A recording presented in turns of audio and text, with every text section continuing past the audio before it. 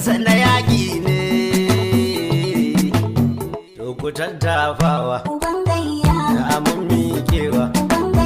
da asar sarawa ko busa sarewa yan mata ku yi shewa gama da aki mai kawa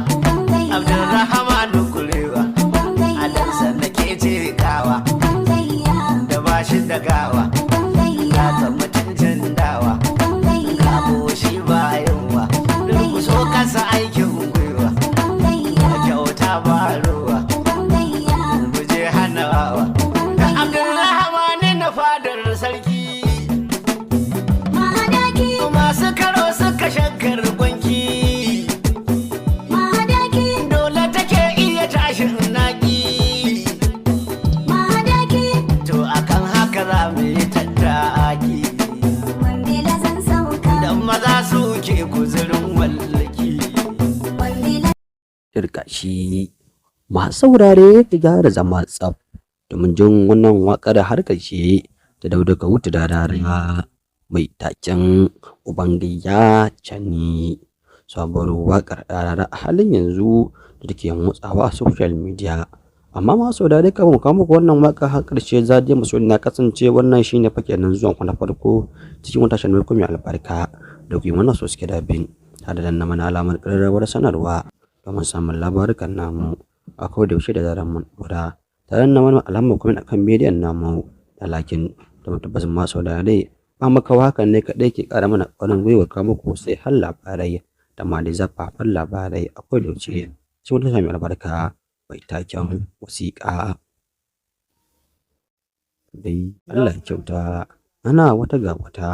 sabuwar waƙar Dauda Kahutu Rarara mai taken Uban Zuga ta gabaca ne shugaban sannan ta jamhuriyar Nijar mulkin soji a halin yanzu. Shin masu saurare kuma ka ku ji wannan waƙar har ƙarshe to har zama tare kuma da ƙara ba mu alamun hankulan naku da kuma da aron kunnuwan naku da jin wannan waƙar taken Uban Zuga. Ko da ya cewa masu saurare masu kawo muku wannan waƙar daga farko kun ji kalar baitukan da ake yi a cikinta. Amma shin masu saurare ne wannan waƙar shugaban sannan darajar da take da alamun Rarara shi ya yi wa koko ba shi ya yi wa ba. To fara ta na wata ga wata wanda ake kira da wasu ƙwaƙwalwa. A gaskiya dai wannan waƙar Rarara ba shugaban ƙasar jamhuriyar Nijar da Brigadier Abdulrahman Chani yawa ba kawai dai ya yi tashi waƙar ne kamar yadda dai ya saba ko da yaushe. Tabbas fa kun sani cewa Rarara shi ya fi waƙoƙin 'yan siyasa da kuma dai wato dai irin haka dai na ma'aurata amma tabbas fa bai cika irin waƙoƙi haka na fina-finai ba.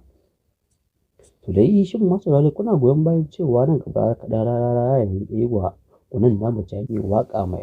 mai daɗi mai taken Uban Zuga ko kuma da yaya? Allah ya sa mu dace.